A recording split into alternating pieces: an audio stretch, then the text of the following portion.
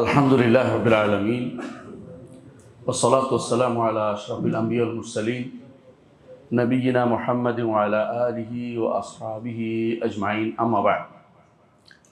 আলহামদুলিল্লাহ, আল্লাহর শুকরিয়া আদায় করছি, আল্লাহর হামদ আদায় করছি, আল্লাহ তাআলার প্রশংসা করছি, যিনি আমাদেরকে মাগরিবের পরে এই সময়টা আল্লাহর জিকিরের জন্য বসার তৌফিক দিয়েছেন। আলহামদুলিল্লাহ। সম্মানিত মুসল্লিয়ানে কেরাম, আল্লাহর ঘরে আল্লাহ সম্পর্কে আলোচনা হবে, এর চেয়ে বড় কোনো কিছু হতে পারে না। এটার নামই হচ্ছে জিকির। জিকিরের একটি হচ্ছে আল্লাহ সম্পর্কে আলোচনা করা। জিকির যেমন সুবহানাল্লাহ, আলহামদুলিল্লাহ, আল্লাহু আকবার, লা ইলাহা ইল্লাল্লাহ আছে, এটাও জিকির। জিকিরের আরেকটি হচ্ছে মাসালা মাসাইল শিক্ষা দেওয়া, এটাও জিকির। জিকির ব্যাপক জিনিস। যদি সফলতা পেতে চাই জিকির লাগবে, যদি সফলতা পেতে চাই জিকির লাগবে। যেই অন্তরে জিকির নাই সে অন্তরে শয়তান বাসা বাঁধে, এই জন্য জিকিরটা লাগবে। এই জন্য আমরা চেষ্টা করবো সবসময় ইনশাল্লাহ এই জিকিরটাকে বজায় রাখতে, অন্তত মাসে একবার। অন্যান্য জিকির তো আছে আপনার করেন, এই জিকিরটা একটু করি ইনশাল্লাহ। জিকির শব্দ অর্থ হলো স্মরণ করা। আল্লাহ তাআলা বলছেন ফাযকুরুনি আযকুরুকুম, আমার স্মরণ করো আমি তোমাদের স্মরণ করব। দুনিয়ার বুকে কেউ যদি কোনো একটি মজলিসে আল্লাহকে স্মরণ করে, রাসূলুল্লাহ সাল্লাল্লাহু আলাইহি ওয়াসাল্লাম বলেছেন, হাদিসে কুদসিতে আল্লাহ তাআলা বলেন, আমি তাকে স্মরণ করি এর চেয়ে উত্তম মজলিস। অর্থাৎ আল্লাহ তাআলা আমাদের কথা আমাদের চেয়ে উত্তম মজলিসে স্মরণ করেন। সেটা কার মজলিস? ফেরেশতাদের সাথে আল্লাহ তাআলা আমাদের আলোচনা করেন, ফেরেশতাদের সাথে আমাদের নিয়ে আলোচনা করেন। এটা বড় সৌভাগ্যের বিষয়। একজন মানুষ আপনার আলোচনা উপরে হবে, আল্লাহর কাছে হচ্ছে। রাসূলুল্লাহ সাল্লাল্লাহু আলাইহি ওয়াসাল্লাম বলেছেন, ইন্না লিল্লাহি মালাইকাতুন সাইয়াহিন, আল্লাহর কিছু সফরকারী ফেরেশতা আছে যারা ঘুরে বেড়ায়। এদের কাজ হচ্ছে মসজিদে বা বিভিন্ন জায়গাতে ঘুরে বেড়ায়, যারা যেখানে জিকির হয় সেখানে বসে যায় এবং বলতে থাকে, হালুম্মু, আসো আসো, তোমাদের খাবার পেয়ে গেছো, তোমরা যেখানে বসছো তোমরা তোমাদের শান্তি সব কিছু পেয়ে যাবে। এই জায়গাটাই হচ্ছে মজলিসগুলো, যেখানে আল্লাহর কথা স্মরণ, আল্লাহর কথা আলোচনা। আল্লাহর কথা আলোচনা হলে কি হয়? হাদিসে আছে, রাসূলুল্লাহ সাল্লাল্লাহু আলাইহি ওয়াসাল্লাম বলেছেন, সেখানে আল্লাহর পক্ষ থেকে সাকিনা নাজিল হয়, প্রশান্তি নাজিল হয়, 1 নম্বর। 2 নম্বর, এখানে ফেরেশতারা ডানা বিছিয়ে দেয়। 3য় কথা, আপনি দেখতে পাচ্ছেন না। 3 নম্বর, আল্লাহ তাআলা পক্ষ থেকে আল্লাহ তাআলা ফেরেশতাদের সাথে এদের কথা আলোচনা করে। 3টা জিনিস আমরা পাবো যদি আমরা আল্লাহর কথা আলোচনা করি, এবং আমাদের চেয়ে উত্তম মজলিসে আল্লাহ আমাদের কথা আলোচনা করবেন, হাদিস যেভাবে এসেছে। সুতরাং আমরা আল্লাহর কথা আলোচনার ক্ষেত্রে একটু দূরে যাব না। প্রিয় ভাইরা, দুনিয়াতে এসেছেন, আমরা সবাই এসেছি। কেন এসেছি এটা জানা বেশি দরকার। কে আমাকে পাঠালেন, কেন পাঠালেন, তাকে জানা দরকার। এই জন্য দুনিয়ার বুকে সবচেয়ে বড় নেয়ামত হচ্ছে আল্লাহ সম্পর্কে জানা, আল্লাহর মারিফত হাসিল করা। যে মারিফতের জন্য অনেকেই বিভিন্ন রকমের প্রচেষ্টা চালায় আল্লাহর মারিফত হাসিলের জন্য, কিন্তু আল্লাহর মারিফতের যে পথ কোরআন এবং হাদিসে দিয়ে দেওয়া হয়েছে, আল্লাহর মারিফতের যে মারিফতের পরিচিতি, আল্লাহর পরিচিতির যে পথ আল্লাহ তাআলা বলে দিয়েছেন, আল্লাহর মারিফতের যে পথ রাসূলুল্লাহ সাল্লাল্লাহু আলাইহি ওয়াসাল্লাম বলেছেন, এর চেয়ে উত্তম কোনো পথ হতে পারে না। দুনিয়ার বুকে যে কাজটি আমাদের প্রত্যেকেই থাকতেই হবে, এটা হলো ঈমান, তাই না? ঈমান না নিয়ে কবরে গেলে কি জান্নাতে যেতে পারবো? তাহলে আমরা সবাই জানি যে ঈমানটা লাগবে, কিন্তু ঈমানটা কাকে বলে? একজন মানুষ একজন স্রষ্টা মানে ঈমান হয়ে গেছে? হয় নাই। আস্তিক হলে ঈমানদার হয় না। আমাদের অনেক ভাই মনে করে আস্তিক হলে বুঝি ঈমানদার হয়ে যান, আস্তিক হলে ঈমানদার হয় না। কি মানতে হবে? আল্লাহ তাআলাকেই স্রষ্টা মানতে হবে, আল্লাহ তাআলাকেই মালিক মানতে হবে, আল্লাহ তাআলাকেই সব কিছুর পরিচালক মানতে হবে, 1 নম্বর। দ্বিতীয় হচ্ছে যে আল্লাহ ইবাদত করবেন, যে আল্লাহকে পরিচালক মানছেন, যে আল্লাহকে আপনি আপনার স্রষ্টা মানছেন, যে আল্লাহকে আপনার মালিক মানছেন, তাকে চিনতে হবে। তাকে কিভাবে চিনব? দুনিয়ার বুকে চেনার জন্য আপনারা আমাকে কেমনে চিনছেন? পরিচয় করাই দিছে, তাই না? তাও বুঝেন না, আগে পরিচয় দিচ্ছে, তাই না? তাও বুঝেন না। যখন আমি আসে বসছি তখন দেখে বলছেন, দেখার পরে চিনে ফেলছি। এটাই তো কথা। একজনকে চিনতে হলে তাকে দেখতে হয়, চিনতে হলে পরিচয় পেতে দেখতে হয়, অথবা তার মতো কাউকে দেখতে হয়। আপনি একজন মোবাইল বলল, মোবাইল, আপনি মোবাইল দেখছেন তার মতো মোবাইল, বহু মোবাইল দেখছেন আপনি, সুতরাং চিনে গেছেন।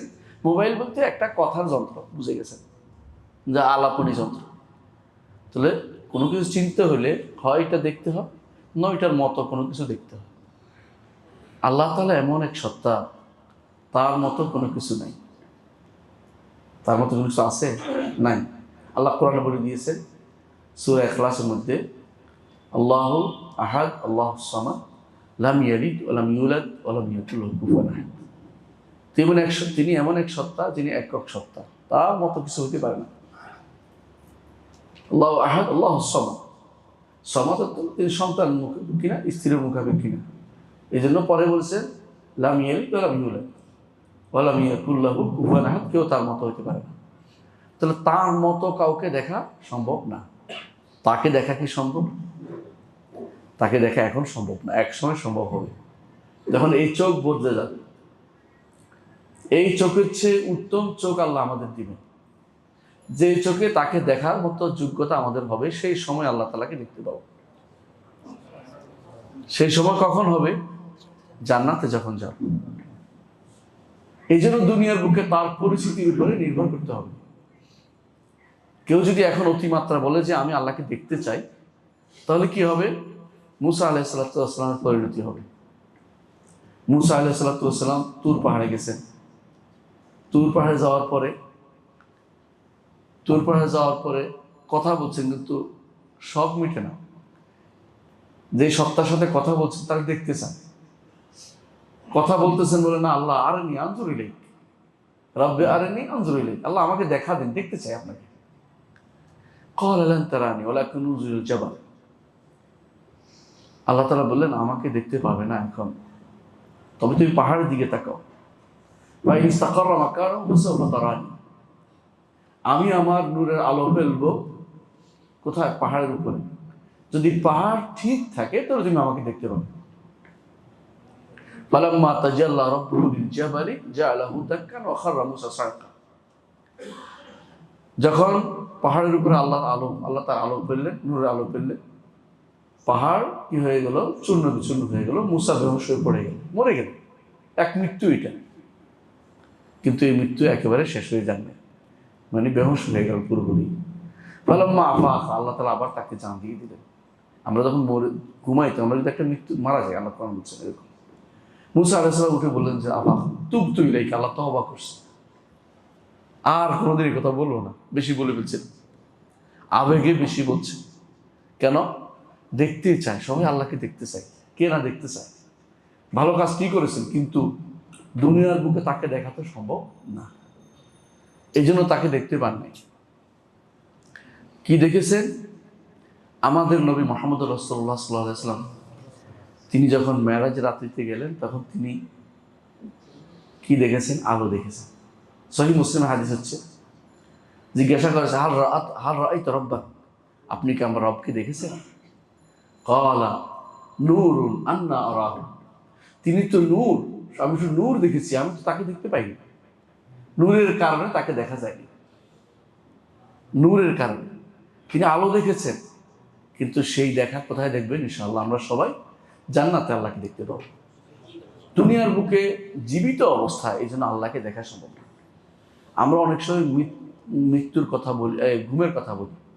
মুহাম্মদ রাসূলুল্লাহ সাল্লাল্লাহু আলাইহি ওয়াসাল্লাম তার রবকে ঘুমে দেখেছেন, ঘুমের মধ্যে স্বপ্নে দেখেছেন, এটা হাদিস দ্বারা প্রমাণিত, কিন্তু বর্ণনা দিতে পারেননি। কেন বর্ণনা দিতে পারেননি? বর্ণনাগুলি শুদ্ধ না সমস্ত আসছে, বর্ণনা দেওয়ার মতো অবস্থা নেই। যেটুকু দেখিয়েছেন শুধু বুঝিয়েছেন তিনি তার রব, এটুকু বুঝিয়েছেন, এর চেয়ে অতিরিক্ত বর্ণনা দেন নাই। কারণ এটা তিনি রেখে দিয়েছেন জান্নাতীদেরকে সর্বশেষ তিনি এই নেয়ামত দিবেন। মুহাম্মদ রাসূলুল্লাহ সাল্লাল্লাহু আলাইহি ওয়াসাল্লাম বলেছেন, জান্নাতীরা যখন জান্নাতে যাবে, তখন আল্লাহ তাআলা ডেকে বলবেন, আমি তোমাদের কি বাড়িয়ে দিব না? কারণ আপনি আমাদের আর কি বাড়িয়ে দিবেন? এই বিশাল বৈতরণী পার করে নিয়ে আসছেন, জাহান্নাম থেকে মুক্তি দিয়েছেন, জান্নাত দিয়েছেন, আমাদের আলাম তুবাইয়িদু উজুহানা, চেহারা আপনি শুভ্র করে দিয়েছেন, জান্নাতে ঢুকিয়েছেন, এত নেয়ামত দিয়েছেন, এক একটা জান্নাত পৃথিবীর মতো 10 গুণ। ছোট মানুষটা এটা পাইছে, আমরা আর কি পাবো? মানে মাথার ভিতরে আসছি না কি পাইতে পারি। আল্লাহ তাআলা বলেন, হাল লাদাইনা মাজিদ, আমার কাছে বাড়তি আছে। সেই বাড়তিটা হচ্ছে আল্লাহ রাব্বুল আলামিনকে দেখা। সেদিন যখন দেখব তখন আলমুশ শাহাদা হবে, আলমুশ শাহাদা, সরাসরি দেখা। এখন আমরা আলমুল গায়ব, আল্লাহ হচ্ছেন গায়ব। এই জন্য কোরআনে কারীমের শুরুতে বলা হয়েছে আল্লাযীনা ইউমিনুনা বিল গায়ব, যারা গায়বের উপর ঈমান রাখে তাদের জন্য এই কোরআন, তাদের জন্য নবী কাজে লাগবে। গায়বের উপর যাদের ঈমান নাই তাদেরকে আপনি যতই চেষ্টা করেন বুঝাতে পারবেন না। গায়বের উপর ঈমান কিভাবে হবে? আপনার যখন মনে হবে এটা আমি মারা যাব, মারার পরেই প্রশ্ন করা হবে এবং 3টি প্রশ্নের উত্তর আমাকে দিতেই হবে। মা রাব্বুকা ওয়া মা দীনুকা ওয়া মান নাবিয়ুকা, এবং আমার রবকে, তাকে চিনতে যদি দুনিয়াতে না পারি আখিরাতে উত্তর দিতে পারবেন না। মুখস্থ করে কেউ উত্তর দিতে পারবেন? কেউ ক্যাসেট বাজাই দিলে ওখানে যে উত্তর দেয়, আমি ক্যাসেট বলে দিচ্ছি। আমাদের সমাজে কোনো কোনো জায়গায় কেউ কেউ বলেও দেয়, এগুলি হচ্ছে বিদআত, কোনো সন্দেহ নেই। অনেকে কবরের কাছে দাঁড়িয়ে বলে দেয়, বাবা ছেলেকে বলে দিচ্ছে, ছেলে বাবাকে বলে দিচ্ছে যে বলো বলো, মনে হয় যেন এটা খুব কাজে লাগতেছে। বুঝলেন না কথাটা? অনেকে ধারণা আছে এটা করে অনেকে, কিন্তু এগুলি হচ্ছে সম্পূর্ণরূপে বিদআত, শরীয়ত অনুমোদিত না। আপনি কি বলে দিবেন? আপনি দোয়া করবেন শুধুমাত্র ওখানে দাঁড়িয়ে। কি দোয়া করবেন? আল্লাহ তাকে প্রশ্নের উত্তর দেওয়া তৌফিক দাও, কিন্তু আপনি শিখিয়ে দিতে পারবেন না। আপনার কথা কি মাটির ভিতরে পৌঁছবে? আল্লাহ যদি না পৌঁছায়, কোনো কিছু পৌঁছার সুযোগ নেই। তাহলে আপনি এই কাজ কেন করতে যাবেন যে আমি উপর থেকে বলে দিব যেন উত্তর দিতে পারে?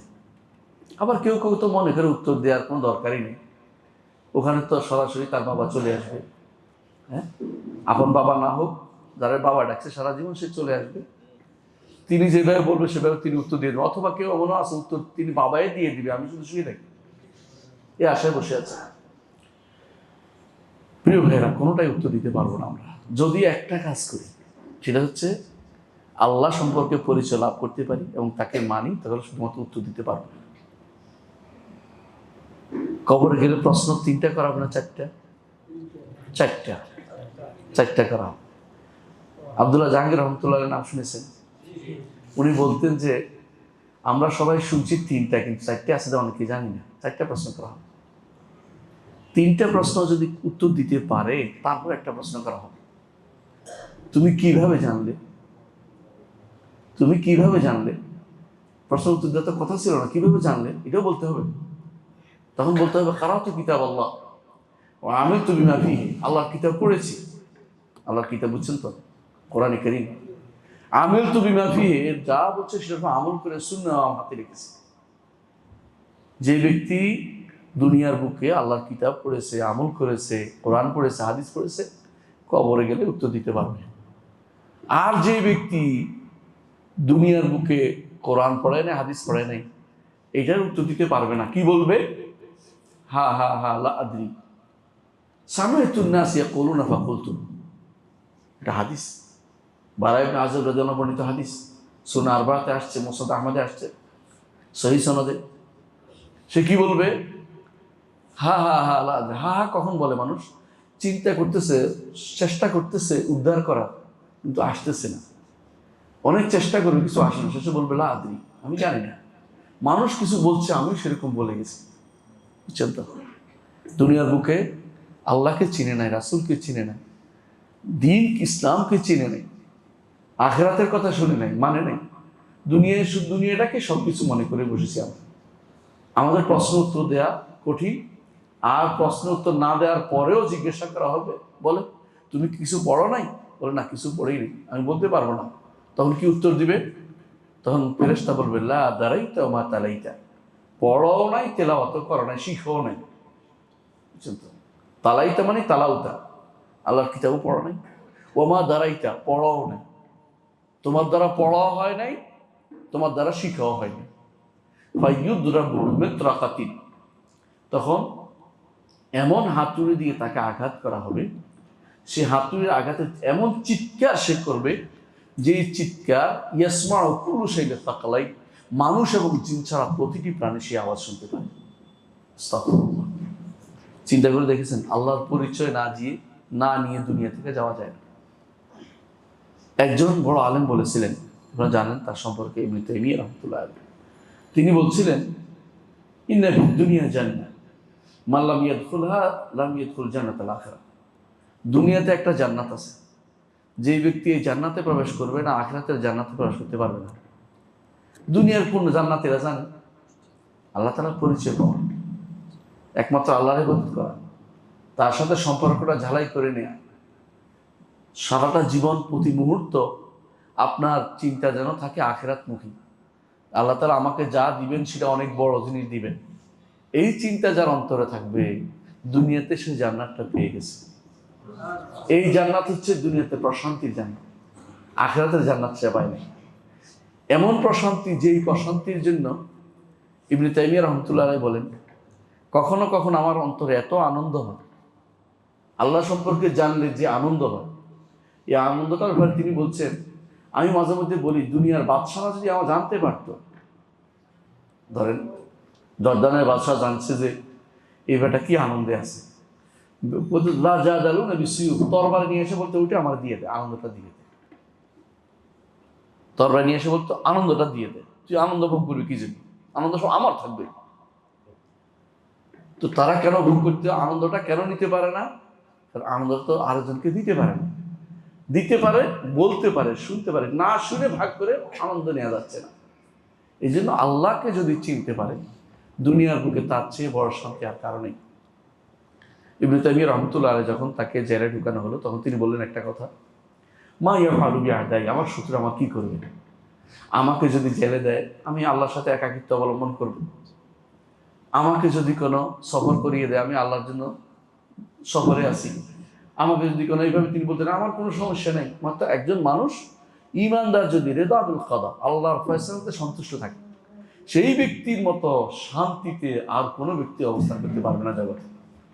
এই জন্য আল্লাহ সম্পর্কে যে ব্যক্তি বেশি জানে, সেই ব্যক্তি প্রশান্ত হৃদয় হয়।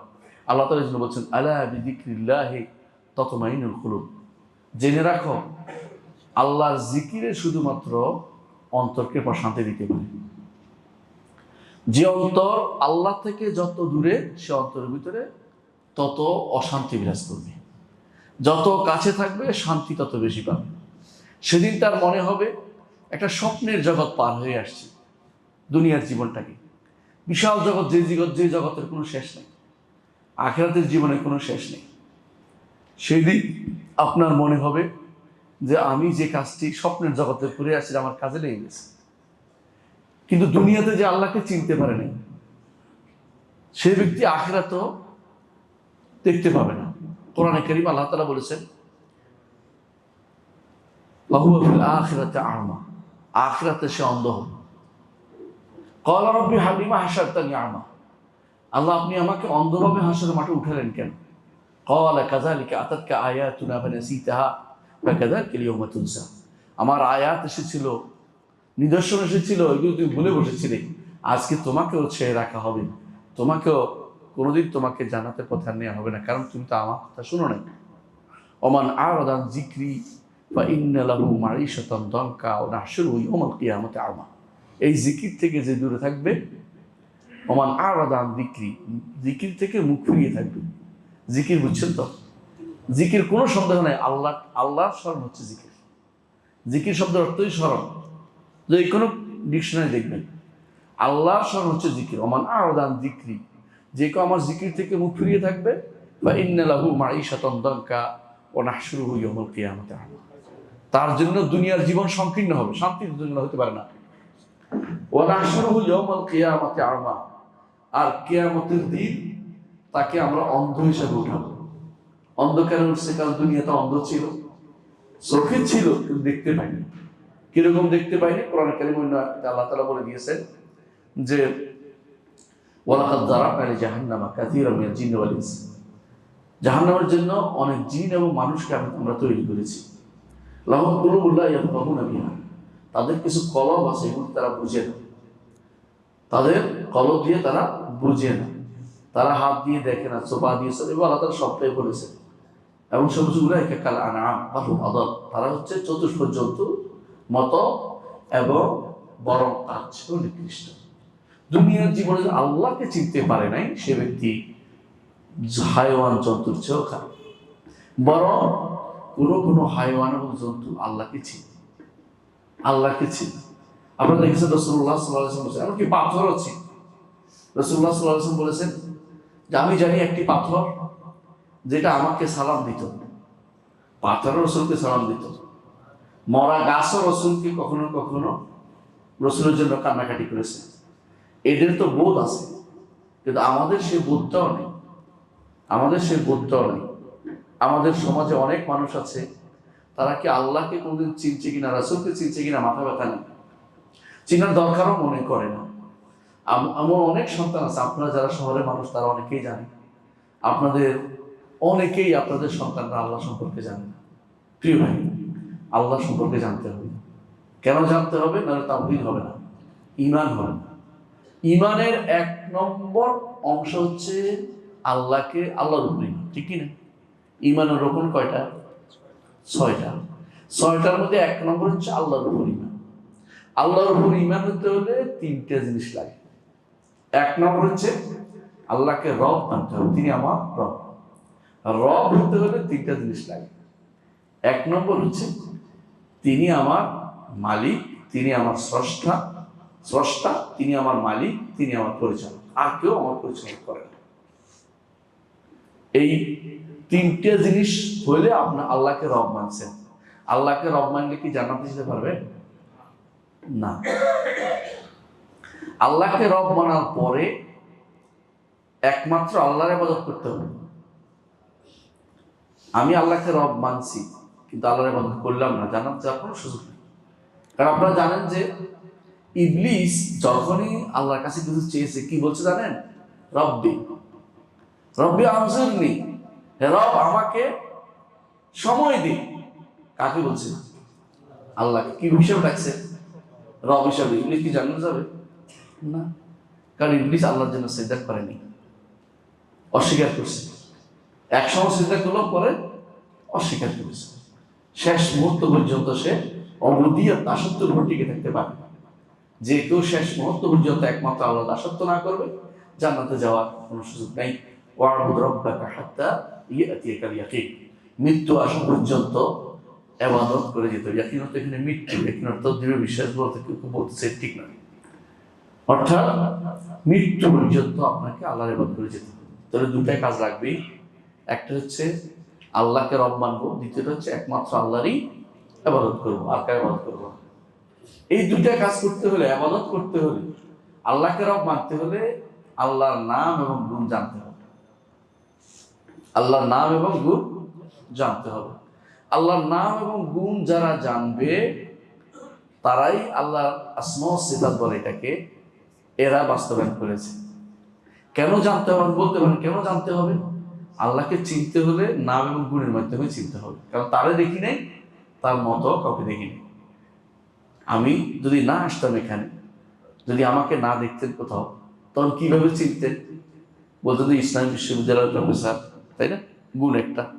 আরেকটা গুণ হচ্ছে তিনি বক্তৃতা করে শুনছি, আরেকটা গুণ হচ্ছে তিনি মানুষ, আরেকটা গুণ হচ্ছে তিনি নামাজ পড়ে। বলতে পারতেন 1-2টা, এটা দিয়ে একটা পরিচয় আপনার ইয়াতে আসতো। আমি যদি কোনো ওরে না চিনি তো বলতাম যে এরকম একটা ছেলে দাঁড়িয়ে আছে, দাড়ি কামায় না, তারপর চোখ আছে, নাক আছে খাড়া, লম্বা জামা গায়ে দেয়, এটা একটা পরিচয় আমার আসে গেছে। তো কাউকে যদি কেউ চিনতে হয় আপনার, যে কোনো মানুষকে, তাহলে হয় তাকে দেখতে হবে, নাহলে তার মতো কাউকে দেখতে হবে, নাহলে কি করতে হবে, নাম এবং গুণের মাধ্যমে চিনতে হবে। আল্লাহকে দুনিয়ার বুকে চিনার আর কোনো উপায় নেই, একমাত্র নাম এবং গুণের মাধ্যমে চিনতে হবে। সৈয়দনা আব্দুল কাদের জিলানী রহমতুল্লাহ আলাইহি, আব্দুল কাদের জিলানী রহমতুল্লাহ, তার একটা কিতাব আছে আল গুনিয়াতুল তালিবুল হক, যেটা গুনিয়াতুল তালিবিন বলে। এই কিতাবের মধ্যে তিনি আল্লাহর নাম এবং গুণ ভর্তি করেছেন। নাম এবং গুণ ভর্তির মধ্যে কেন? কারণ তারা তখন আল্লাহকে পরিচয় করে তুলতেন নাম এবং গুণের মাধ্যমে। যত নাম বেশি বর্ণনা করা, যত গুণ বেশি বর্ণনা করা, তত বেশি চিনবেন আপনি। ঠিক কিনা আপনি বলেন? দুনিয়ার বুক যদি বলা হয় কিভাবে চিনবো, আমি কিন্তু হাত উপরের দিকে থাকবো, বলে না অনেকে, অথবা আমি অমুক জামা গায়ে দিয়েছি তো আমাকে এভাবে চিনতে পারবেন, অথবা অমুক টুপি আছে আমার মাথায়, তাহলে এভাবে চিনতে পারবেন। যত বেশি আর 3-4টা দিলে আরো বেশি চিনতে পারবেন। আল্লাহর গুণ যত জানতে পারবেন, আল্লাহর নাম যত জানতে পারবেন, তত আরো বেশি চিনতে পারবেন। এই জন্য আল্লাহ তাআলার এই নাম এবং গুণ জানা আপনার জন্য বাধ্যতামূলক। বলতে পারেন দলিল দেন, দলিল আল্লাহ কোরআনে বলে দিয়েছেন। কি বলেছেন? ওয়ালিল্লাহিল আসমাউল হুসনা ফাদউহু বিহা, আল্লাহ রয়েছে সুন্দর সুন্দর নাম, সেগুলো দিয়ে তার তোমরা ডাকো। নাম না ডাকতে, নাম না জানি ডাকতে পারবে? ডেকে কি বলবেন এইটাও কিন্তু জানতে হবে। আল্লাহকে কিভাবে ডাকতে হবে এটাও তো শিখতে হবে। আমি যদি বলি ইয়া আল্লাহ ইয়া রহমান ইয়া রাহিম, এটা কিন্তু ডাকা হলো, ডেকে কিভাবে ডাকতে হবে সেটাও জানতে হবে। আমাদের নবী বলে দিয়েছেন ইন্না লিল্লাহি তিসআতাসিনা ইসমা, আল্লাহ রয়েছে 99টা নাম। মান আহসাহা দাখালাল জান্নাহ, যে কেউ এগুলিকে ইহসা করবে জান্নাতে প্রবেশ করবে। ইহসা মানে হচ্ছে প্রথমে জানা, নাম জানা, অর্থ জানা, তারপরে এগুলি দিয়ে আল্লাহকে আহ্বান করা, তারপরে এগুলির প্রভাব আপনার উপর পড়ছে এটা বোঝা, এবং এগুলি আল্লাহকে স্মরণ করা, সবগুলি হচ্ছে আল্লাহ ইহসা করা। দলিল কোরআনে কারিমে আছে ইহসা অর্থ এটা।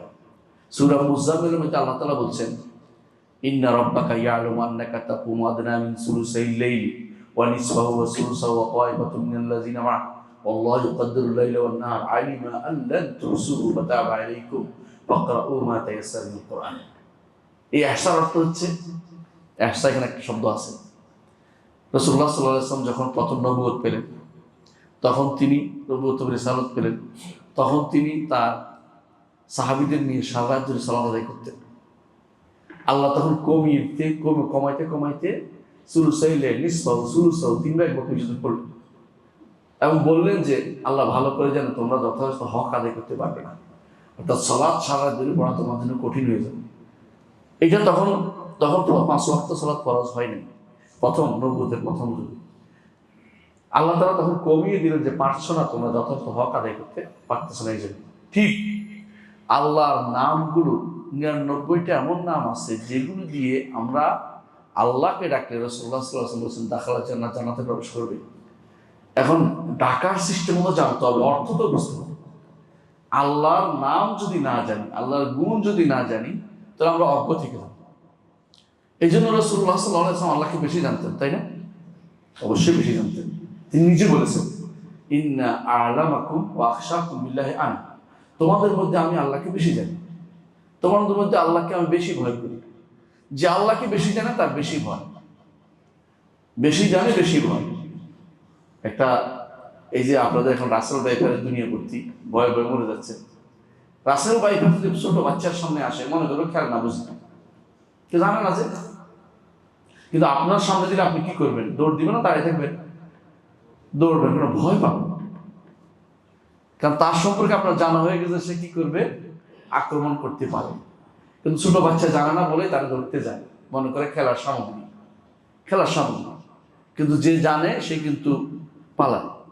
মুরগি পালায়, মুরগির বাচ্চার সামনে দাঁড়িয়ে থাকে, বুঝতে পারে যে পালাতে হবে, মা যখন বুঝিয়ে দেয় তখন পালায়।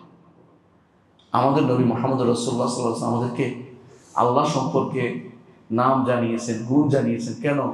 যাতে করে আল্লাহকে আমরা ভয় পাই, যথাযথ আল্লাহর তাকওয়া অবলম্বন করতে পারি। আল্লাহর তাকওয়া অবলম্বন না করলে দুনিয়ার বুকে আপনার কোনো মূল্য নেই, আখিরাতে কোনো মূল্য নেই। আল্লাহ কোরআনে কারীম বলে দিয়েছেন, ইন্না আকরামাকুম ইনদাল্লাহি আতকাকুম। তোমাদের মধ্যে ওই ব্যক্তি বেশি আল্লাহর কাছে সম্মানিত যে বেশি বেশি তাকওয়ার অধিকারী।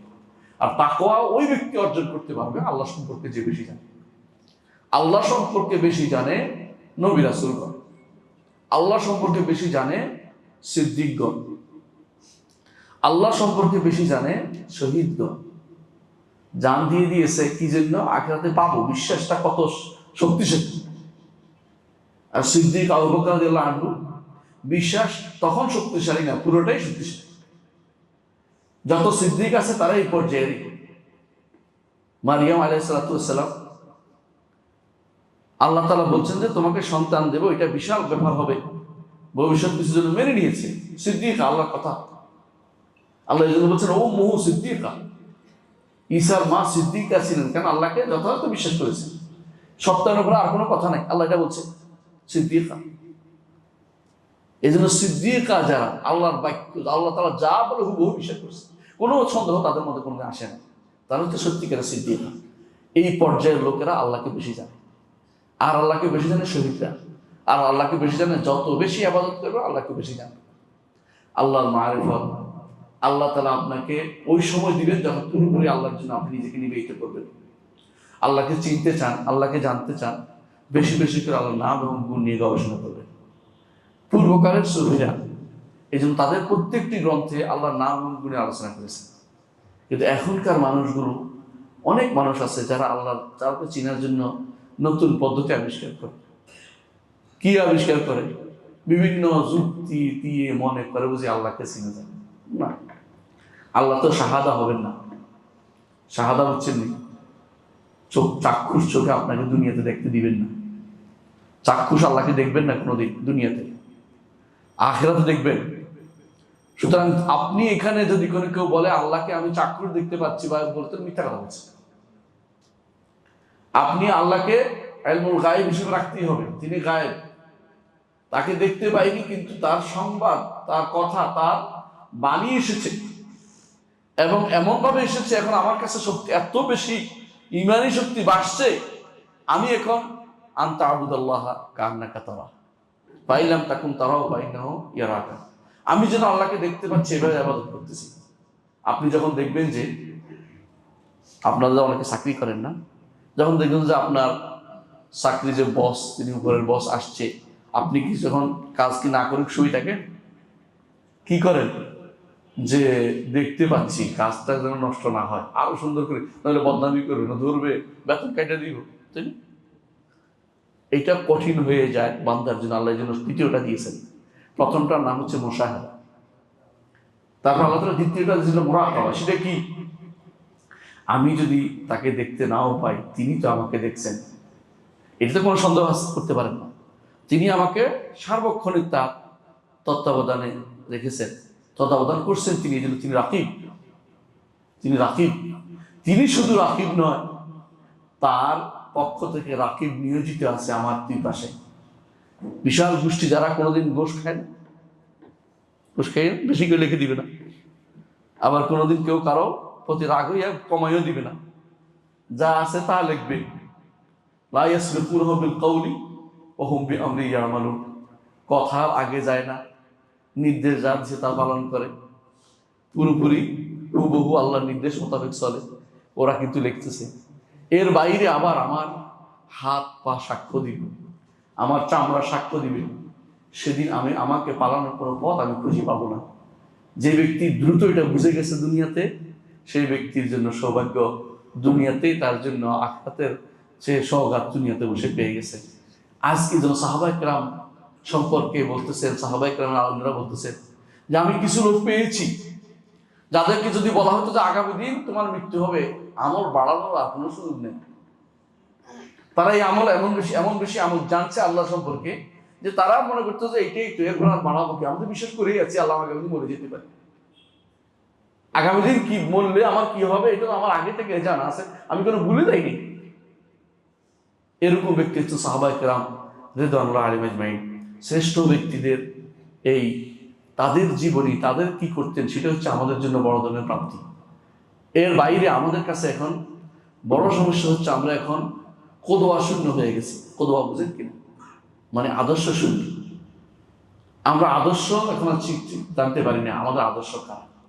কারণ আমরা আসলে দরকার ছিল নবীদের পথে চলা, সাহাবা ইকরামের পথে চলা, ইমামদের পথে চলা এবং মুহাদ্দিসদের পথে চলা, মুফতিদের পথে চলা। সেই পথে না চলে আমরা কিছু মুসলিমের কিছু মানুষের পথে চলছে, দুনিয়ার বুকে বিভিন্ন রকমের কাজ করে যাচ্ছে, ওদের পিছনে চলে আমরা মনে করছি হেদায়েত পাবো না। হেদায়েত যারা পেয়েছেন তাদের পথে আমাদেরকে চলতে হবে। তারা হচ্ছেন নবিয়্যিন, সিদ্দিকীন, শুহাদা, সালেহীন। আল্লাহ তাআলা কোরআনে কারীম বলেছেন ইহদিনাস সিরাতাল মুস্তাকিম। প্রতিদিন দোয়া করেন না? সিরাতুল মুস্তাকিমের কারা? সিরাতাল লাযিনা আন'আমতা আলাইহিম, তাদের পথ, যে পথে আপনি নিয়ামত দিয়েছেন সেই পথ কাদের? আল্লাহ অন্য আয়াতে বলে দিয়েছেন উলাইকাল লাযিনা আন'আমা আল্লাহু আলাইহিম মিনান নাবিয়্যিন ওয়াস সিদ্দিকীন ওয়াশ শুহাদা ওয়াস সালেহীন। এই চার শ্রেণীকে আল্লাহ তাআলা হেদায়েতের পথে রেখেছেন, এর বাইরে যাওয়ার কোনো সুযোগ নেই। প্রিয় ভাইরা, এই চার শ্রেণী কেন হেদায়েত পেয়েছেন? আল্লাহ সম্পর্কে জেনেছেন। আল্লাহ সম্পর্কে না জেনে কেউ কোনো হেদায়েত পায় না। আল্লাহ সম্পর্কে যে যত বেশি জানবে তত বেশি হেদায়েতের পথে চলতে পারবে। আল্লাহ সম্পর্কে জানার জন্য প্রথম কাজ হচ্ছে আল্লাহর নামগুলি জানা। দ্বিতীয় কাজ হচ্ছে আল্লাহর সিফাতগুলি জানা। আল্লাহর নামগুলো অনেক, তার মধ্যে আল্লাহ তাআলা যেগুলি আমাদেরকে জানিয়েছেন এগুলি জানি, এগুলো অর্থ জানি। আমরা অনেক সময় দেখবেন যে একই নামের অর্থ তিনটা, আমরা তিনটা অর্থ ভাগ করতে পারি। কেউ যদি বলা হয় ভাই তুমি আল্লাহ তাআলার কাহার অর্থ কি, দেখুন জাব্বার অর্থ করে বলছে। আবার কাউকে জিজ্ঞাসা ভাই তুমি কাদির অর্থ কি, দেখুন কাউই অর্থ করে বলছে। অর্থ পার্থক্য করতে পারছে না। অথচ আল্লাহর প্রত্যেকটি নামের সাথে জড়িত আছে আমাদের ইবাদত। আমাদের ইবাদত জড়িত আছে। যখন আমি জানবো যে তিনি গফুর, ক্ষমাশীল, তখন কি ইবাদত করবো? আল্লাহ আমাকে ক্ষমা করে দিন। যখন জানবো তিনি রহিম, দয়া করবেন, আমি কি করবো? আল্লাহ আমাকে দয়া করবেন। এইভাবে প্রত্যেকটি জিনিসের তার নামের সাথে জড়িত আছে আমার ইবাদত। সুতরাং অবশ্যই মনে রাখতে হবে আল্লাহর নামগুলি আমাদের জানতে হবে। এই জন্য আমি 10টি কথা বলবো যে আল্লাহর নাম কেন জানতে হবে। 1 নম্বর কারণ হচ্ছে আল্লাহর নাম জানা আমার ঈমানের একটা অংশ। ঈমানের একটা অংশ। যদি আমি আল্লাহ সম্পর্কে না জানি, কেউ যদি বলে সব জানি কিন্তু আল্লাহ বলবো না, ঈমানদার হতে পারবে? পারবে না। ঈমানদার হতে পারবে না। ঈমানদার হওয়ার জন্য আল্লাহর নাম জানা একটা শর্ত। দ্বিতীয় কাজ হচ্ছে যে আল্লাহর নাম জানা হচ্ছে সবচেয়ে বড় ইলম। দুনিয়ার মানুষ অনেক কিছু জানে না। আপনি এখন মনে করতেছেন এটা জানবেন ওইটা জানবেন, অনেকে বিভিন্ন রকমের ডাক্তারি বিদ্যা, ওই বিদ্যা সেই বিদ্যা, বিদ্যার কোনো শেষ নেই। ডাক্তারি বিদ্যা মানুষের শরীর বিদ্যা, এটা মানুষের শরীর নিয়ে গবেষণা করতেছে, তাই তো? কিন্তু আপনি এমন একটা বিদ্যা, আল্লাহর নামগুলি, যেই বিদ্যাটা মানুষের স্রষ্টা যিনি, আপনার স্রষ্টা যিনি, তার সম্পর্কে জানছেন। সুতরাং বড় মর্যাদাপূর্ণ ইলম হচ্ছে আল্লাহ সম্পর্কে জানা। এটা হলো 2 নম্বর সৌভাগ্য আপনার জানা। 3 নম্বর যে কারণে আল্লাহ তাআলার নাম আপনাকে জানতে হবে। সমস্ত দ্বীনি ইলমের মূল হচ্ছে আল্লাহ তাআলার পক্ষ থেকে আসে, তাই না? এই কোরআনকে দিয়েছেন আল্লাহ, রাসূলকে পাঠিয়েছেন আল্লাহ, শরীয়তকে দিয়েছেন আল্লাহ। তো আল্লাহ সম্পর্কে না জেনে তার শরীয়ত জেনে কোনো লাভ নেই। কথা বুঝাতে পারছি কিনা? আপনি ধরেন আল্লাহর ইবাদত করেন, ভালো কথা, আলহামদুলিল্লাহ, আপনি আল্লাহকে মানেন, জানেন, সবকিছু করছেন, আপনি হচ্ছেন জান্নাতি। কিন্তু কেউ ধরে এমন মনে করে যে শুধু সিজদা করে কিন্তু আল্লাহ সম্পর্কে জানে না। তার সিজদার কোনো মূল্য আছে? কোনো মূল্য নেই। কার জন্য করছেন যা জানতে হবে আপনাকে।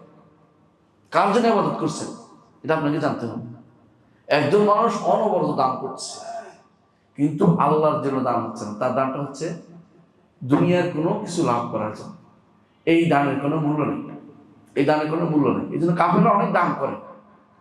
আপনি কোনো অমুক তমুক বিভিন্ন দেখবেন যে মাদার হয়েছে, ফাদার হয়েছে, এরা সারা জীবন খবর জীবনটাকে কি করেছে, করে দিচ্ছে। এদের জীবনের কোনো মূল্য আল্লাহর কাছে নাই, কারণ তারা আল্লাহকে চিনতে পারেনি। যেটা কষ্ট করলেই পাওয়া যাবে না আল্লাহ। কষ্টটা যেন ঠিক মতন হয়, জায়গা মতন হয়, সেটা ঈমান না থাকলে ওইটা কোনো কাজে লাগবে না। তো 3 নম্বর কাজ হচ্ছে সমস্ত ইলমের মূল হচ্ছে আল্লাহ সম্পর্কে জানা, তারপরে সেই ইলমটা সব জায়গায় কাজে লাগবে। 4 নম্বর কাজ হচ্ছে আমাদের সোনালী অতীত যেটা ছিল, রাসূল কোনোদিনই বিজ্ঞান চর্চা, ওই অমুক চর্চা, জীববিজ্ঞান, অমুক বিজ্ঞান, এগুলি দিকে রাসূলুল্লাহ সাল্লাল্লাহু আলাইহি ওয়াসাল্লাম আহ্বান জানায়নি। রাসূল আমাদেরকে আল্লাহ সম্পর্কে জ্ঞান দিয়েছেন, আল্লাহ সম্পর্কে জ্ঞান দিয়েছেন। আল্লাহর বাণীতে আল্লাহ তার সম্পর্কে আমাদেরকে জানিয়েছেন। কিভাবে জানিয়েছেন? আল্লাহু লা ইলাহা ইল্লা হুয়া আল হাইয়ুল কাইয়্যুম, দেখছেন তো পরিচয় কেমন তুলে ধরেছেন। আবার দেখেন, কুল আল্লাহু আহাদ আল্লাহুস সামাদ লাম ইয়ালিদ ওয়া লাম ইউলাদ ওয়া লাম ইয়াকুল লাহু কুফুওয়ান আহাদ। আল্লাহ তাআলা তার পরিচয় তুলে ধরছে। তাহলে আল্লাহর বাণীতে কোনো আয়াতের শেষে আলিয়ুল হাকিম, আজিজুল হাকিম, গাফুরুর রাহিম, আল্লাহ নিজের পরিচয় তুলে ধরেছেন। আল্লাহ তাআলা যে পরিচয় তুলেছেন, রাসূল সেই পরিচয় তুলে ধরেছেন, সাহাবা কিরাম সেভাবে পরিচয় তুলে ধরেছেন, তাবেঈনরা সেই পরিচয় তুলেছেন, আবু হানিফা রাহমাতুল্লাহ সেই পরিচয় তুলে ধরেছেন। যুগে যুগে ইমামরা, 4 ইমাম এবং মুহাদ্দিসিনরা, 6 মুহাদ্দিস, আরো মুহাদ্দিসরা সবাই আল্লাহর পরিচয় তুলে ধরা, তারা সমস্ত এইটাই তাদের নীতি ছিল যে এটাতে বিদ্যা হলে সে বিদ্যা, এটাতে বিদ্যা হলে সে বিদ্যা। আপনি অনেক কিছু জানেন, বিশাল বড় আপনি ডাক্তার, বিশাল বড় ইঞ্জিনিয়ার, বিশাল বড় পদার্থবিদ বা অমুক তমুক, আপনি একবার পদার্থ নিয়ে চিন্তা করতে করতে অনেক কিছু করেছেন, আল্লাহ সম্পর্কে আপনার জ্ঞান নেই, আপনি কিছুই জানেন না, আপনি কিছুই জানেন না। আপনার এই জ্ঞানের কোনো আল্লাহর কাছে কোনো মূল্য নেই। তবে ঈমান আছে, ওইটা আছে, তাহলে কাজে লাগবে, দুটোই কাজে লাগবে। ঈমান নাই তো কোনো কিছু কাজে আপনার দিবে না। এদের সমস্ত আমাদের সালেহ সোনানি অতীতের লোকেরা এই এলেমটার জন্য সব জায়গায় দৌড়াইছে। ইমামরা বের হতেন মাসের পর মাস হাদিসের এলেম নিতেন, মাসের পর মাস। ইমাম শাফিঈ রহমাতুল্লাহ আলাইহি যেন ছাত্রদের বলতেন কালো পোশাক করবা কেন? তখনকার দিনে আমাদের মতো বল পয়েন্ট, ভালো পয়েন্ট ছিল না। দোয়াত কালি নিয়ে দৌড়াতো। কোনো ব্যক্তি মুহাদ্দিস আসছে তো ধরেন, দৌড়াচ্ছে কি জন্য? দোয়াত কলম নিয়ে যে লিখতে হবে। দোয়াত কলম মানেই হচ্ছে কিছু না কিছু কাপড়ে পড়া। এই জন্য বলতে কালো পোশাক পরবে, যাতে করে তোমার কাপড়ে পরলে এত প্রতিদিন দৌড়াবে না। দুর্গা করতে সাবানের এত ব্যবহার ছিল না।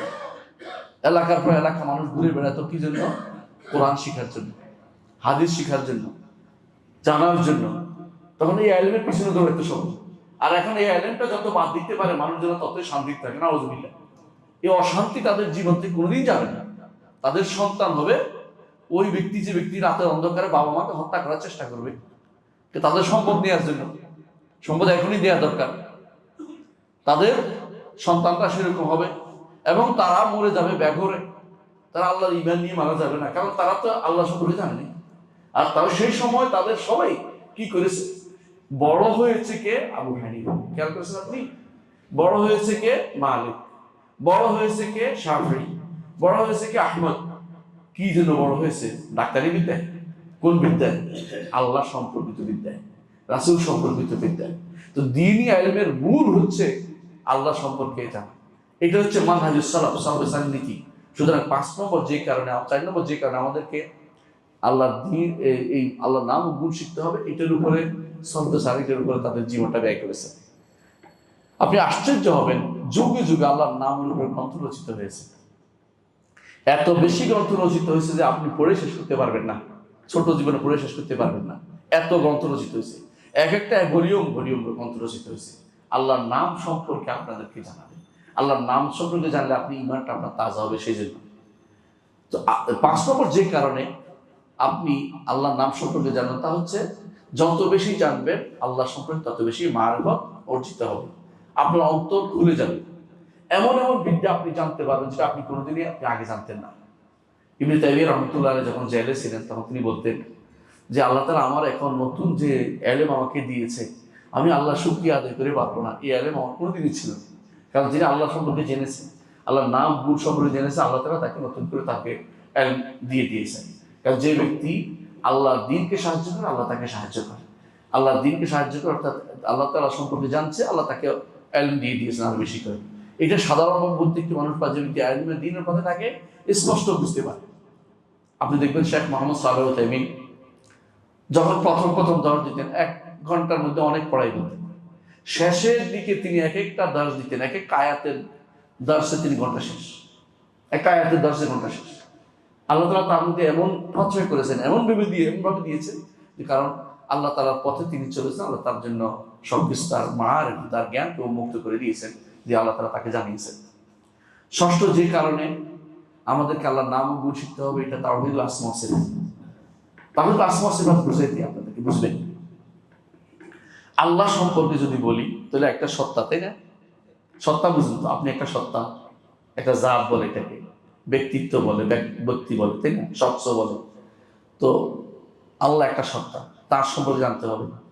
তার সম্পর্কে জানতে হলে কি করতে হবে? একটা মানুষকে যদি জানি, তার কি জানতে হয়?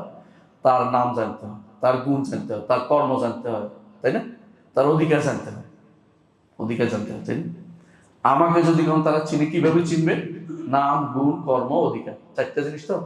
তাহলে আল্লাহকে জানতে হলে চারটা, আরেকটা হলো সত্তা, তার সত্তা। এই পাঁচটা জিনিস জানতে হবে, না সত্তা, নাম, গুণ, কর্ম, অধিকার। কয়টা হলো?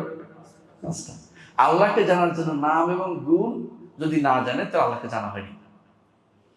এই জন্য কেউ যদি বলে আমি ভগবানের ইবাদত করছি, হবে? অথবা আমি গডের ইবাদত করছি, হবে? হবে না। আল্লাহর ইবাদত করতে হবে, আল্লাহর নামটাও জানতে হবে। এই জন্য আল্লাহ তাআলা তার পরিচয় তুলে ধরেছেন, দেখেন, আলহামদুলিল্লাহ রাব্বিল আলামিন। প্রথম আয়াতেই আল্লাহ আল্লাহ আছে। বিসমিল্লাহির রহমানির রহিম, প্রথম আয়াতে কি আছে? আল্লাহ আছে। এতটুকু যথেষ্ট মনে আল্লাহ তাআলা করেন আর রহমানির রহিম, বিসমিল্লাহর মধ্যেও দিচ্ছে, আবার সূরা ফাতিহা আয়াতের মধ্যে দিয়েছেন আলহামদুলিল্লাহ রাব্বিল আলামিন আর রহমানির রহিম। পরিচয় আগে দিয়েছে, কিন্তু নাম দিয়ে পরিচয় দিয়েছে, নাম দিয়ে পরিচয় আল্লাহ তাআলা আমাদের দিয়েছেন। সুতরাং আল্লাহর নাম এবং গুণ জানার মধ্যে তাওহীদ জানা সীমাবদ্ধ। যদি কেউ নাম এবং গুণ না জেনে তাওহীদের দাবি করে, সে ব্যক্তি তাওহীদবাদী হতে পারে নাই, সে ব্যক্তি তাওহীদবাদী হতে পারে নাই।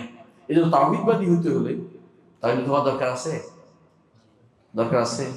কেন? তাওহীদের জন্য জান্নাত যেতে পারবেন না কেউ, কারণ তাওহীদ শুদ্ধ না হলে জান্নাতে যেতে পারবেন না। তো আল্লাহর নাম এবং গুণ জেনেই আমাদেরকে আল্লাহকে চিনতে হবে, এর মাধ্যমে জান্নাতে যাওয়ার ব্যবস্থাপনা হবে। তাও যত বেশি জানবেন, 7 নম্বর যে কারণে আল্লাহর নাম এবং গুণ জানবো, সেটা হচ্ছে যে আল্লাহর নাম এবং গুণ যদি জানি, অন্তরের মধ্যে জীবন পাবো, না হলে মৃত এরা। আল্লাহ নাম এবং গুণ যে ব্যক্তি জানে না, সে ব্যক্তি মৃত। যে ব্যক্তি আল্লাহর নাম এবং গুণ জানে, সে ব্যক্তি জীবিত। 8 নম্বর যে কারণে, সেটা হচ্ছে যে যত বেশি নাম জানবেন তত বেশি ফল পাবেন, আমরা একটু আগে উদাহরণ দিয়েছি। আর 9 নম্বর হচ্ছে যে যদি নাম গুণ জানি, বাতিল সম্পর্কে দূরে থাকতে পারবো। বাতিল আমাদেরকে বিভ্রান্ত করতে পারে। কেউ যদি বলে যে আমি দিতে পারি তোমাকে সন্তান, কি বলবে? না, তুমি দিতে পারো না, কারণ দেয়ার মালিক একমাত্র আল্লাহ। কেউ যদি বলে আমাকে সেজদা করো, বলো না, আমি সেজদা তো আল্লাহর জন্য করবো, তোমাকে করবো না। যত বেশি নাম গুণ জানবো, তত বেশি আমি বাতিল থেকে দূরে থাকতে পারবো। আর 10 নম্বর হচ্ছে জান্নাত লাভে ধন্য হতে পারবো। এই জন্য 10টি কারণ বলেছি আপনাদেরকে আল্লাহ নাম ও গুণ জানতে হবে। আল্লাহ নাম ও গুণ জানার ক্ষেত্রে প্রথমে হচ্ছে আল্লাহ সম্পর্কে জানা। আল্লাহ সম্পর্কে কিভাবে জানবে? আল্লাহ সম্পর্কে জানার পর আমরা অনেক আলোচনা করেছি, কি করবো, শুধু একটুকু বলবো। আল্লাহ রাব্বুল আলামিন, তার আল্লাহ নামটা হচ্ছে মূল, আর বাকিগুলো হচ্ছে গুণ বাঁচানো। কথা বুঝেন কিনা? ধরেন আপনার নাম হচ্ছে যেমন আপনার নাম হচ্ছে বোরহান, কথার কথা বললাম। এখন যদি বলে যে দয়ালু, বোরহান দয়ালু, তাহলে নাম কোনটা আসল? বোরহান। দয়ালু হলো তার গুণ, বোরহান ক্ষমাশীল, তাহলে বোরহান হলো, বোরহানের নাম, ক্ষমাশীল তার গুণ। হইতে পারে একজন মানুষও ক্ষমা করতে পারে দুনিয়ার গুণ, আল্লাহর মতো তো আর না। হ্যাঁ, দয়া করতে পারে, কিন্তু আমার দয়া একটুকু, আমার কাছে যতটুকু আছে একটুকু এক ইয়া দিতে পারবো, এক চামচ দিতে পারবো, আর আল্লাহ দিলে তো বিশাল। তো আল্লাহ তাআলা এই জন্য কোরআনে কারীমে তার নবীর ব্যাপারে রাউফ বলছে, রাহিম বলেছে, নিজের ব্যাপারে রাউফ রাহিম বলেছে, কিন্তু বিশাল পার্থক্য দুজনের মধ্যে। দয়ার ক্ষেত্রে পার্থক্য, দয়ার ক্ষেত্রে পার্থক্য বুঝবেন কিনা? রাসূলুল্লাহ সাল্লাল্লাহু আলাইহি ওয়াসাল্লাম বলেছেন আল্লাহ তাআলা 100টা রহমত সৃষ্টি করেছেন, তার মধ্যে একটা রহমত দুনিয়াতে দিয়েছেন। এতেই আমরা সন্তানের প্রতি মা রহম দিন। একটা ছোট বাচ্চা, তার প্রতি আপনি দয়া করেন, এবং একটা আপনার সন্তানের প্রতি আপনি দয়া, বাবার প্রতি দয়া করেন, মায়ের প্রতি দয়া করেন। কি জন্য? একটা রহমত তিনি দুনিয়াতে দিয়েছেন। এটা কিন্তু সৃষ্ট রহমত, তার কোনো গুণ জগতে নাই, আল্লাহর কোনো গুণ জগতে নাই, একটা আছে, কোরআনে কারীম। শুধুমাত্র কোরআনের বাণীটা আপনাকে দিয়েছে, এটা পড়ে তার কাছে যাওয়ার জন্য। এটা পড়ে তার নৈকট্য অর্জন করার জন্য, আর কিছু দেন নাই তিনি। আর যা আমার কাছে আছে সবই সৃষ্ট জিনিস। আমার কাছে যে দয়া আছে এটা আল্লাহ সৃষ্ট দয়া, আমার কাছে যে এলম আছে এটা আল্লাহর সৃষ্ট এলম। আল্লাহ আমাকে এটা দিয়েছেন, দয়া করে দিয়েছেন, আমাকে দান করেছেন। আল্লাহ আমাকে যে ভালো গুণগুলো দিয়েছেন সবই সৃষ্ট, খারাপ গুণগুলিও তার সৃষ্টি, কিন্তু সৃষ্টির মধ্যে তিনি সৃষ্টি করার মধ্যে কোনো খারাপই নেই। আমার কাছ থেকে এসে সেটা খারাপই হয়ে গেছে, খারাপ হয়ে গেছে। সাপ সৃষ্টি করার মধ্যে খারাপই নেই, সাপের কর্মটা খারাপ করে, সাপে মানুষকে শুধু কামড় দেয়। হ্যাঁ, সাপ থেকে দূরে থাকতে হবে আমাদেরকে, কিন্তু তাই বলে সাপ সৃষ্টির মধ্যে কোনো খারাপ বলা যাবে না। তিনি তার বিশেষ কারণে তিনি সৃষ্টি করেছেন, যার মাধ্যমে তিনি বিশেষ বিশেষ তার হ্যাকমত আছে, সেই কারণে তিনি সৃষ্টি করেছেন। তো সেই হিসাবে বলছি, আল্লাহ নামটি হচ্ছে মূল নাম। আল্লাহর নামের সাথে অন্য গুণগুলি আসে, যেমন আল্লাহর পরিচয় দেন বলেছে তিনি রহমান, তিনি রাহিম, তিনি গাফফার, তিনি গফুর, তিনি তিনি বলতে থাকেন। এই যে বলেন এগুলো কেন, তার গুণ বর্ণনা করছে। তাহলে আল্লাহ নামটা হচ্ছে মূল নাম। এই জন্য আল্লাহ নামটা হচ্ছে ইসমুল্লাহিল আযম, আল্লাহ সবচেয়ে বড় নাম, আল্লাহ নামটি। আর আল্লাহ নামটির সাথে যদি কোনো আর রহমান আর রাহিম হয়, তাহলে আপনি কোরআন যেভাবে আসছে সেভাবে আপনি আল্লাহর নাম সবাই জানতে পারবেন, রহমান রাহিম। রহমান এবং রাহিম, রহমান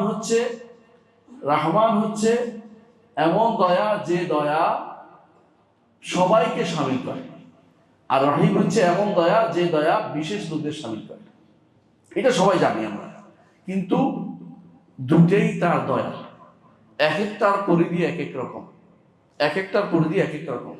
একটা একান্ত, যেটাতে কোনো যেই দয়ার মধ্যে রয়েছে শুধু একেবারে আপনার শুধু আনন্দ আর আনন্দ, এটা হচ্ছে রাহিম। আর রহমান, দুনিয়াতে কিছু দয়া আছে যেটার মধ্যে আল্লাহ তাআলা কখনো কখনো এমন লোকদেরকেও দয়া করেন যাদেরকে দয়া করার কোনো দরকার নেই, এমনি করেন তিনি। আপনার কাছে মনে হচ্ছে কেন দিচ্ছেন, কিন্তু তিনি দয়া করবেন, তিনি দয়াশীল হিসেবে তিনি দিচ্ছেন। যেমন দুনিয়ার বুকে কুকুরকে একটা হাড্ডি দেন না, হাড্ডির মধ্যে কিছু নাই, কিন্তু কুকুর খুশি হয়ে থাকে। বুঝে আসছে কথাটা? কুকুর যে খুশি হয়েছে এটার মধ্যে তার কোনো প্রাপ্তি নেই, কিন্তু তারপরে সে এর পিছনে দৌড়েছে। দুনিয়ার বুকে এই জন্য কাফেরদের জন্য আল্লাহ তাআলা কি রহমান, ইমানদারের জন্য রহমান। ইমানদারের জন্য যেটা দিছে এটা খালেস জিনিস দিছে, কাফেরের জন্য যেটা দিছে এটা আসলে নিয়ামত বলা যাবে না। এই জন্য যে তাদের দুনিয়াতে জীবন ধারণের জন্য দরকার হিসেবে দিছে, তাকে ইমান দেয় নাই, সুতরাং তাকে সবচেয়ে বড় নিয়ামত সে অর্জন করতে পারে নাই। যে নিয়ামতের কারণে ওইটা কাজে লাগতো, ওইটা কাজে লাগাতে পারে নাই সে। ওইটা শুধুমাত্র তার জীবন ধারণের দরকার দিকে তাকেও দিছে, তার সন্তানকেও দিছে। এমনকি এটাও বলছেন, দুনিয়াতে যদি ইমানদাররা কাফের হওয়ার আশঙ্কা না থাকতো, তো আল্লাহ তাআলা কি বলছেন, ওয়ালাউলা ইয়াকুনু নাসু উম্মাতান ওয়াহিদা লাজআলনা লিমান ইয়াকফুরু বিররহমান লিবুয়ুতিহিম সুকফাম মিন ফিদ্দা। আল্লাহ তাআলা বলছেন, যদি সমস্ত ইমানদাররা কাফের দিকে তাকিয়ে নিজেদেরকে হতাশ না করে দৌড়াইতো যে ওরা যেভাবে পাইছে আমরাও পাইয়ে যাই, তাহলে আমি কাফেরদেরকে তাদের দরজাগুলি স্বর্ণের দিতাম, ছাদগুলি রৌপ্যের করতাম, এবং তাদের জন্য এই করতাম এই করতাম। আল্লাহ বলে দিয়েছে, কিন্তু দেন নাই কেন? দুনিয়ার যেহেতু মূল্য তার কাছে কম, এটা তাদেরকে দিছে। ইমানদাররা হঠাৎ করে ঘুরে চোখ ঘুরে যেতে পারে। এখন আমাদের অনেকেরই চোখ ঘুরে যায় ভাই, বিশেষ করে যারা ওই কাফের দিকে তাকাইয়া আমাদের ইমান হারা হয়ে একটা বিশাল গোষ্ঠী কিন্তু কাফের দেশে বসবাস করতে শুরু করে দিয়েছে, এবং তাদের নীতি নৈতিকতা, তাদের যে সমস্ত নাম দিয়েছে নীতি নৈতিকতা, তাদের যে সমস্ত জিনিস, এগুলি আমাদের নিজেদের মধ্যে বাস্তবায়নের জন্য পাগল হয়ে গেছে। হয় নাই? প্রত্যেকটি মানুষ চায় তাদের কাছে আদর্শকে ইউরোপ আমেরিকান কাফেরদের কাফের আদর্শ মনে করে, তাদের চুল কাটার আদর্শকে মেসি বেজি এগুলি, তাই না? আবার তাদের চলাফের আদর্শকে অমুক, তাদের হাতের মধ্যে টেটু আঁকা আদর্শকে ওই অমুক। খেয়াল করছেন? জিজ্ঞাসাও করেন রসুল কি জায়েজ বলছে, কোরআন কি জায়েজ বলছে, না হালাল বলছে হারাম বলছে, জিজ্ঞাসা করার দরকার মনে করেনি। কারণ হচ্ছে এটা ইমানদাররা কি হয়ে গেছে, ওদের প্রাপ্তি দেখে আমরা এখন পাগল হয়ে গেছি, ওদের মতো হইতে হবে। একজন মানুষ তার সন্তানকে, আমি আমার ইউনিভার্সিটিতে প্রফেসর বলছিলাম, স্যার আপনার তো আল্লাহ তাআলা দুইটা সন্তান, একটা ছেলে একটা মেয়ে, আপনার স্বামী স্ত্রী দুইজনে প্রফেসর, আপনাদের বিদেশ যেতে হবে, তো সেটা প্রোভাইড করবে। আপনি আর কি প্রোভাইড করবেন? আপনার বাড়ি আছে, আছে, গাড়ি আছে, আছে, আপনার কোন জিনিসটা অসুবিধা আছে, সেটাকে ওখানে প্রোভাইড করতে হবে কেন? তা তোমার কথা চলবে না, এখন উঠে চলে গেছে আমার কাছ থেকে, শুনবে না উনি এখন, কারণ সন্তানকে তিনি সন্তানকে কানাডা নিয়ে যাবেন। কিছুদিন পরে আমার দেশে চলে আসছে, কি জন্য আসছে? মেয়েটা একজনের সাথে চলে গেছে। কি এখন খারাপ লাগে কেন? আমি তো বলছিলাম যে দেশেই থাকেন। এখন তার ভালো লাগছে, এখন যেহেতু হারিয়ে গেছে মেয়েটা, এখন কষ্টে চলে আসছে, মনের কষ্টে চলে আসছে, বুঝছেন তো? মাঝখানে কি হারাইছে? মেয়ে হারাই গেছে। তো তুমি কারে দেখে গিয়েছিলে, কি জন্য গিয়েছিলে? ওখানে কি দেখতেছো? ওখানে একটা জীবন আছে ঠিক, সেই জীবনে কোনো শান্তি নেই। এই জন্য মানুষ পয়সাওয়ালা হলেই শান্তি হয় না। শান্তি সাহাবায়ে কেরামের জীবনে ছিল। খাবার ছিল না, কিন্তু শান্তির অভাব ছিল না। আল্লাহর সাথেই যত শান্তি। আল্লাহর সাথে যদি আপনি সম্পর্ক তৈরি করতে পারেন, আপনার জীবন শান্তিতে ভরে যাবে। আপনার জীবন শান্তিতে ভরে যাবে। রাতের অন্ধকারে তার জন্য একটা সেজদা করবেন, এই শান্তির চেয়ে বড় কিছু হতে পারে না। একটা সেজদা করতে পারছি আমি, তিনি উপরে আমি নিচে, তিনি সবচেয়ে উপরে আমি সবচেয়ে নিচে, আমার যাওয়ার আর কোনো জায়গা নেই, দুটি আমি কপালটা তার জন্য ঠেকাচ্ছি। এর চেয়ে বড় শান্তির আর কিছু পৃথিবীতে থাকতে পারে না। এই জন্য রাসূলুল্লাহ সাল্লাল্লাহু আলাইহি ওয়াসাল্লাম বলেছেন, কিয়ামতের আগে একটি সাজদা হবে দুনিয়া এবং তার মধ্যে যা আছে তা থেকে উত্তম একটি সাজদা। কারণ মানুষ তখন দুনিয়াদার হতে চাইবে, এইটা হবে, ওইটা হবে, ওইটা হবে। আল্লাহর জন্য সাজদাটা কিছু গুরুত্ব দিবে না, সময় পাবে না, সময় পায় না, বুঝেন কথা? অথচ তাদের অভাব নাই, স্বভাব নষ্ট হয়েছে। এত অভাব, আপনি কি চিন্তা করেন, আপনার আমার বাপ দাদারা যখন ছিল, তাদের কিন্তু এত টাকা পয়সা ছিল না, কিন্তু তাদের মধ্যে মনুষ্যত্ব বলতে একটু ভালোই ছিল। তারা কিন্তু ওনাদের পূর্বদের দেখতে যাইতো, বোনদের দেখতে যাইতো, বোনদেরকে দাওয়াত দিত, বছরে খাওয়া দাওয়া করাইতো। এখন আপনার সময় হয় না, কি জন্য? না, সময় নেই। টাকা টাকা টাকা, কত টাকা দরকার। শান্তি কেন হবে না? শান্তি এই জন্য হবে না, আল্লাহর সাথে সম্পৃক্ত হয় না। এই জন্য আল্লাহর সাথে সম্পৃক্ত করতে পারলে আপনার আমার এই জন্য শান্তি হবে। এই জন্য আল্লাহ সাথে নামগুলোকে সম্পৃক্ত করে অর্থ করবো, আমরা আলোচনা করব, এর মাধ্যমে অবশ্যই আমরা ইনশাআল্লাহ আল্লাহ সম্পর্কে জানতে পারবো, আমাদের ঈমানটা বর্ধিত হবে। প্রিয় ভাই, আমরা জেনেছি আল্লাহর নাম আছে, তার গুণ আছে। নামের নাম যে নামটি আল্লাহ, যে নামটি ইসমে জাত বলা হয়, এটাকে বলা আল্লাহ। এটা হচ্ছে এমন একটি নাম, অন্যগুলি এর সাথে তাবে বা অনুসারী বলা হয়। যে আল্লাহ গুণ হচ্ছে তিনি দয়ালু, দয়ালুর গুণ আল্লাহ, এটা না। আল্লাহর গুণ হচ্ছে তিনি দয়ালু। আল্লাহর গুণ কি? তিনি হাই, তিনি চিরস্থায়ী জীবন তার রয়েছে, চিরস্থায়ী জীবন, অনন্ত জীবন, হাই, জীবিত তিনি, যে চিরঞ্জীব যেটাকে বলে। আল কাইয়্যুম, তিনি সর্বসত্তার ধারক, অর্থাৎ তিনি কোনোদিন সবাইকে তিনি ধারণ করে আছেন। কিরকম? ইন্নাল্লাহ ইউমসিকুস সামাওয়াতি ওয়াল আরদা আন তাজুলা, আসমান এবং জমিনকে আল্লাহ তাআলা তিনি ধারণ করে রাখছেন, এগুলি পড়ে যাওয়া আছে, পড়ে যাওয়া, বুঝছেন কিনা? আপনি এখন ভালো করে চিন্তা করে দেখুন, আপনি এখন ভালো করে চিন্তা করে দেখুন, এই যে গোলকগুলি আছে আকাশে, টেলিস্কোপ দিয়ে তাকাবেন, দেখবেন যে গোলক কতগুলো, এই গ্রহ নক্ষত্র, সূর্য নামক গ্রহ অধীনে থাকার, নক্ষত্রের অধীনে থাকার কারণে কণাগুলি গ্রহ আছে না? এগুলি যদি কোনো একটার সাথে একটা লেগে যেত, কি হইতো? থাকতো তো, তখন থাকতো। যদি পৃথিবীটা নিচের দিকে যাইয়া কোনো একটার সাথে ধাক্কা খাইতে থাকতো, পৃথিবীতে এরকম এরকম করতে থাকতো, নড়াচড়া করতে, আপনি জীবিত থাকতে পারতেন? যদি 5 মিনিট যদি ভূমিকম্প হয়, আপনি কি করেন? বলে বাবা শেষ, আমার বাড়িকে আল্লাহ রক্ষা কর, তাই না? ভূমিকম্প লাগে না, যদি বাতাস দেওয়া হয় 10 মিনিট, আপনি কি করেন? যে কোনো মূল্যে ঘরটা রক্ষা করতে হবে, নিজে আর কোনো চিন্তার কারণ নাই, আগে নিজে বাঁচি নেই, তাই তো?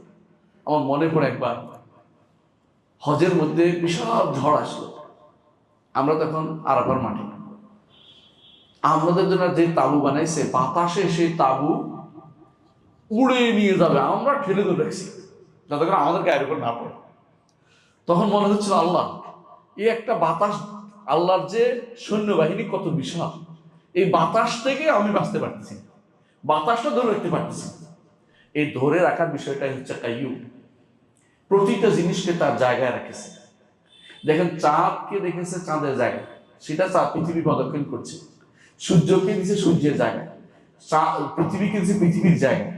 এটা যদি কোনো একটার সাথে একটা লেগে যেত, তাহলে কিন্তু আপনি পৃথিবী বা কোনো মানুষের জীবন ধারণ করা সম্ভব ছিল। এই জন্য আল্লাহ তাআলা বলছেন, ইন্নাল্লাহা ইউমসিকুস সামাওয়াতি ওয়াল আরদা আন তাজুল ওয়া লা ইন যালাতা ইন আমসাকাহুমা আহাদুম মিন বা'দি। যদি এটা যদি কোনো পড়ে যেত, কোনো ব্যক্তি সেটা ধারণ করার ক্ষমতা তাদের ছিল না। এটা হচ্ছে কাইয়ুম। আল্লাহ তাআলার নাম, তিনি চিরঞ্জীব হাই এবং তিনি কাইয়ুম। এর কারণে আমরা এখনো জীবিত আছি, এর কারণে আমরা এখনো স্থির আছি। নাহলে এখানে সুস্থির থাকার কোনো সুযোগ আমাদের ছিল না। এই দুটি আমরা বুঝে গেছি আলহামদুলিল্লাহ, ঠিক না?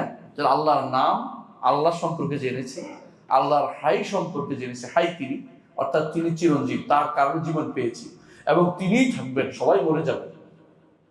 ওয়া তাওয়াক্কাল আলাল হাইয়্যিল লাযী লা ইয়ামুত, ওই সত্তার উপর তাওয়াক্কুল করতে আমাদের বলে, যিনি কোনোদিন মারা যাবেন না। ওয়াল কাইয়্যুম, এবং তিনি শুধুমাত্র ধারণ করেছেন বলে পানিগুলি অন্যদিকে পড়ে যাচ্ছে না। বঙ্গোপসাগরের পানি ইচ্ছা অন্যদিকে পড়ে না কেন? আপনারা এতদিন আবিষ্কার করেছেন মধ্যাকর্ষণ শক্তি, আর এই আকর্ষণ শক্তি কে দিল? আমার রব্বুল আলামিন দিয়েছে। তাহলে আমাদেরকে আল্লাহর নাম ও গুণ সম্পর্কে আরো জানতে হবে। ইনশাআল্লাহ আমরা আগামী ক্লাসে বিস্তারিত আলোচনা করবো। আজকে শুধুমাত্র প্রাথমিক আলোচনা করলাম, কিছু নাম নিয়ে আগামী ক্লাসে আমরা আবার আলোচনা হবে। আল্লাহ আমাদের বুঝার তৌফিক দেন। আসসালামু আলাইকুম ওয়া রাহমাতুল্লাহি ওয়া বারাকাতুহু।